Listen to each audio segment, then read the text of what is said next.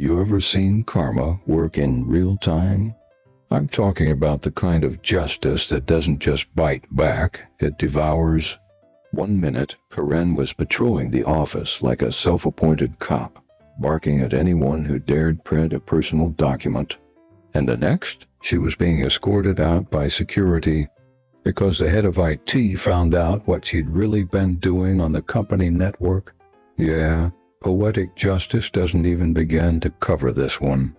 If you've ever had a coworker who lived to make everyone miserable, smash that like button. Subscribe for more stories where karma clocks in early, and let's dive into how one office enforcer dug her own digital grave.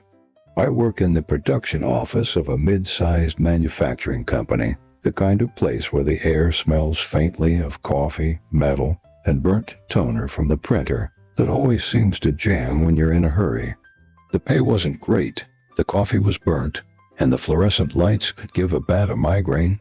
But what made it bearable was the people. Most of us were a tight-knit crew, friendly, sarcastic, always ready to help each other survive the day. We'd grab lunch together, joke about the ancient copy machine, even celebrate birthdays with cheap cupcakes and off-key singing. But every happy ecosystem has its predator, and ours was named Karen. And yes, her actual name was Karen. Sometimes life writes the script for you. She wasn't a manager, wasn't even a team lead. But you'd never know that by the way she carried herself, chin up, arms crossed, heels clicking like a metronome of disapproval. Karen believed rules were sacred texts, and she was their self-appointed prophet. She monitored everything. Coffee breaks, chatter near the vending machine, how many sheets you printed, even how many times you walked past HR's door. If someone sneezed too loud, she probably had a note ready about maintaining a professional atmosphere. Her desk was spotless, not a paperclip out of place, and her pen collection was alphabetized by ink color. Meanwhile, she'd tape little reminders all over the office. Remember, double-sided printing saves the planet. Please keep conversations work-related. Microwave use limited to 5 minutes. Someone once called her the printer Nazi. I didn't love the term, but I understood it. It wasn't that Karen cared about efficiency. No, it was about control. She thrived on it.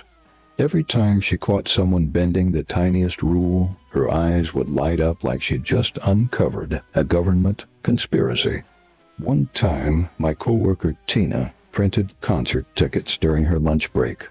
Harmless, right? Karen appeared out of nowhere, like she had sonar tuned to the sound of ink cartridges. "Is that personal printing?" she asked, crossing her arms. Tina blinked, caught off guard. "It's just during lunch," Karen cut her off. "That's still company equipment." By the end of the day, Tina was in a meeting with HR because Karen had filed an official complaint. Our manager, Tom, who honestly looked 5 years older, every time Karen spoke, rolled his eyes and said, "Karen, maybe focus on your work instead of other people's?" But she took that as encouragement. She doubled down.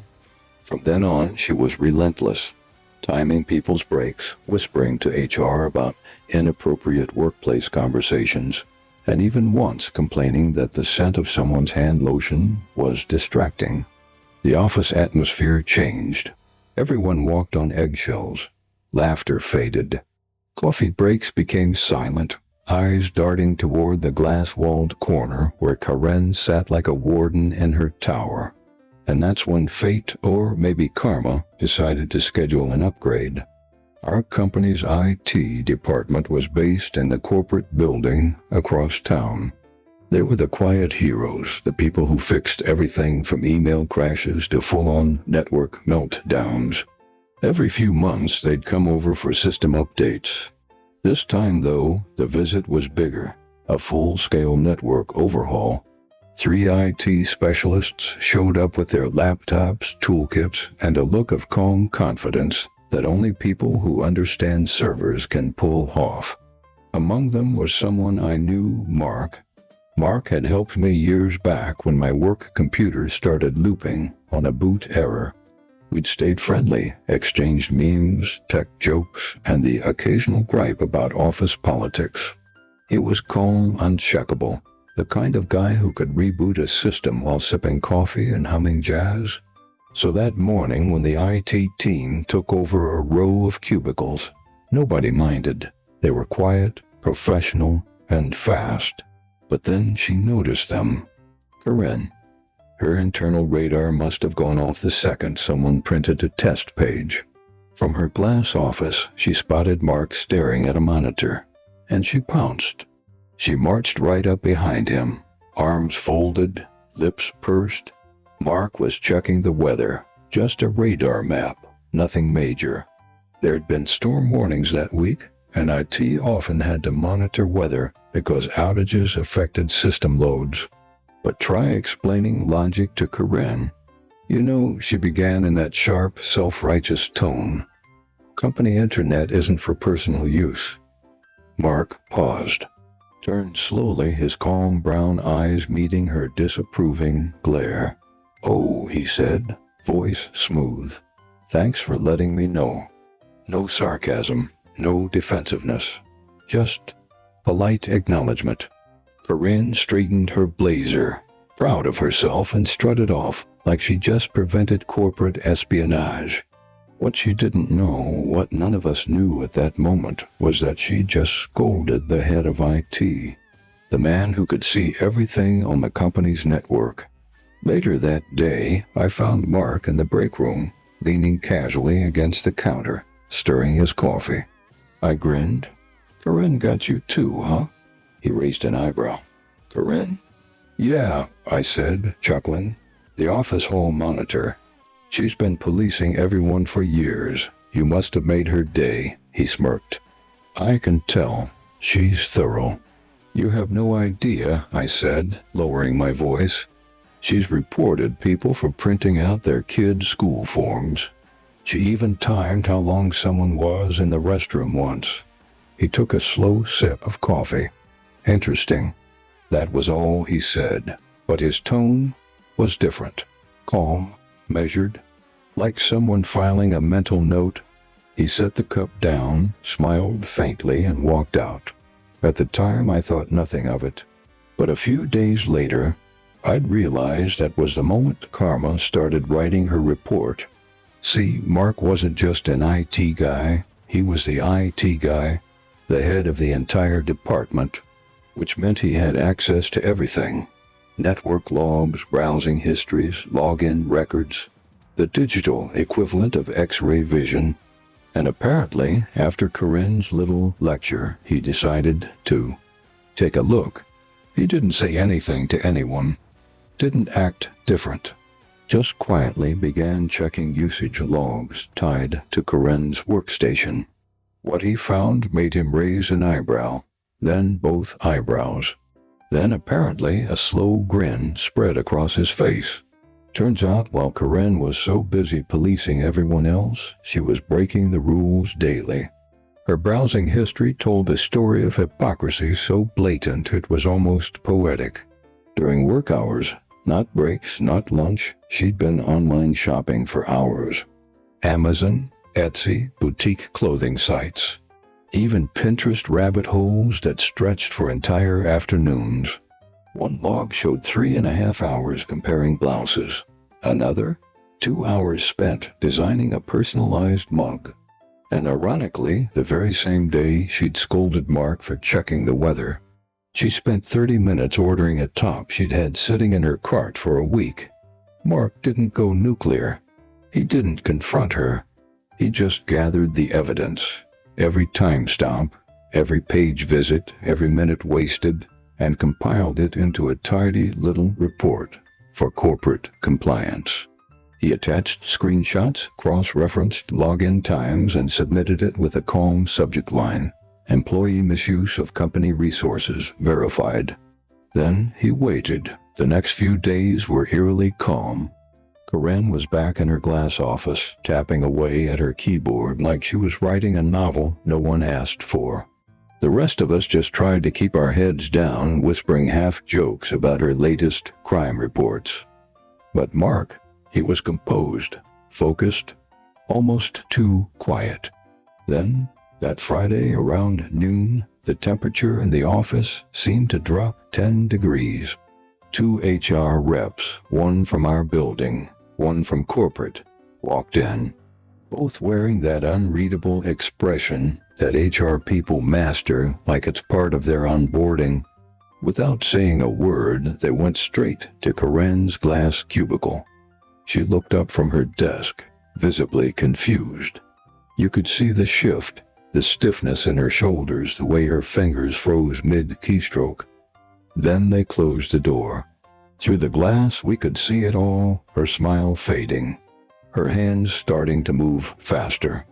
The HR rep sliding a folder across the desk, Corinne's face reddening, then paling, and finally the unmistakable sight of someone realizing their world just collapsed. Her jaw clenched. Her voice rose. We couldn't hear the words, but we could feel the tone. Defensive, indignant. The kind of tone that says this must be a mistake. But HR didn't flinch. One of them simply pointed at a sheet of paper inside the folder. And just like that, Corinne's argument died in her throat.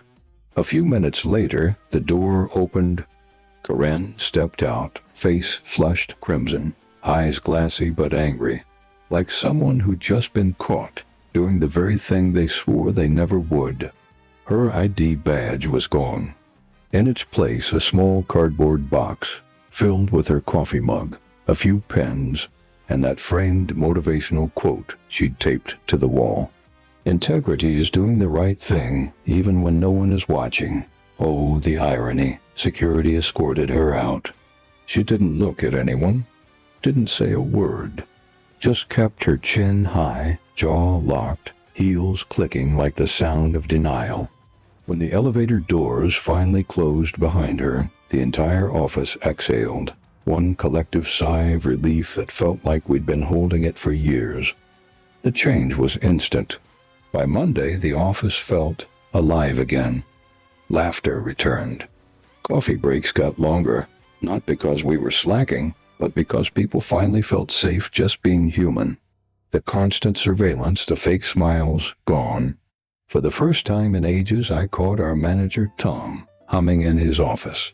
Even the printer seemed to work better, like it was celebrating its newfound freedom. Mark returned briefly to finish some final system updates. I caught him in the break room again, leaning against the counter, that same faint smirk playing on his lips. "You knew, didn't you?" I said. He looked up. "Knew what?" I raised an eyebrow. "Don't play innocent. The timing was too perfect," he chuckled. "Let's just say her browsing history wasn't as clean as her conscience." We both laughed quietly, but from the gut. Corinne didn't lose her job because someone targeted her. She lost it because she built her entire identity on enforcing rules she never followed herself. When you spend your life digging through other people's dirt, eventually someone's going to turn the shovel your way. That's exactly what happened to her. So, what do you think? Was Mark's move petty or perfectly fair? Tell me in the comments below. And if you've ever worked with an office Karen, share your story. Maybe I'll feature it next time. Hit like if you enjoyed this sweet dose of digital karma. And don't forget to subscribe for more real-life stories where justice isn't just served, it's downloaded straight from the server. Because sometimes, the sweetest revenge is when people expose themselves.